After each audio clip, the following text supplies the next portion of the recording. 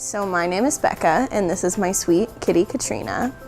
We found her when she was 6 weeks old, and I knew she would be my kitty from the first time that I met her, because when I grabbed her, she made a little meow, and I always wanted a vocal kitty, and she still talks to me today. She's gonna fight me. I'm not gonna be able to hold her.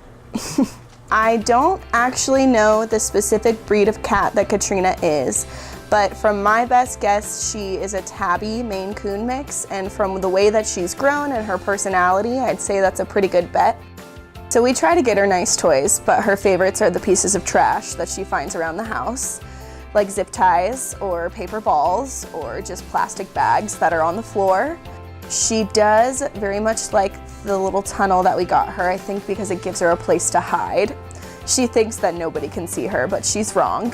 She's hidden behind remotes before also, which is precious, but silly because, again, we can all see her. She loves to chew on boxes and play on them, or play in them, just like any other cat on the face of the planet. Katrina is probably the moodiest cat I have ever met.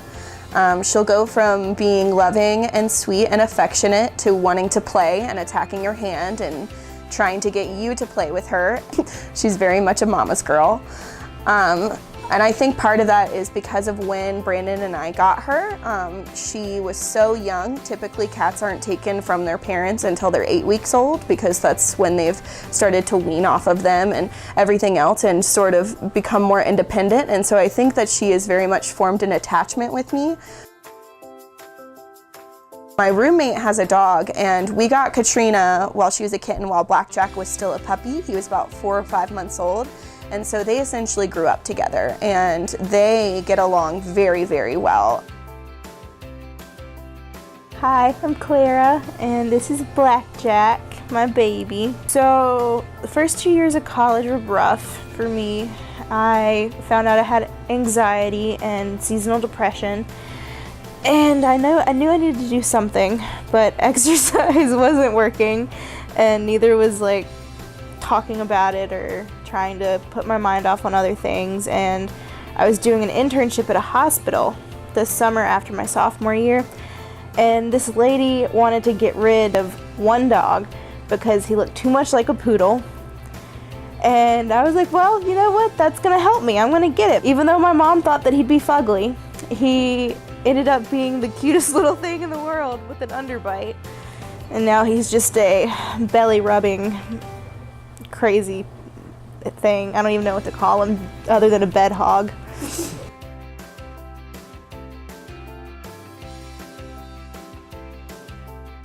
He will run up to any cat thinking that it's his best friend, and most of them aren't. They're not like Katrina. They're more like, get the hell away from me. Hi, I'm Clara, and this is Mila. She's a 6-month-old Husky Lab. I was just on Craigslist one day, and I saw this ad for like newborn puppies. And so I looked at the pictures, and they were adorable. But then I saw it was a Husky, and I had already fallen in love with this one picture, and it was Mila, because she was the weirdest looking one. She's very intelligent, but she is the stupidest dog sometimes. She is really derpy. She has an attitude like no other. It's hilarious. She loves to chew on her leash. Loves to chew on things. She does this funny thing. She comes in, she does this little pacing, like little trot thing, like she's so proud, and she has like a shoe in her mouth, and she's like, ha ha ha, I have a shoe.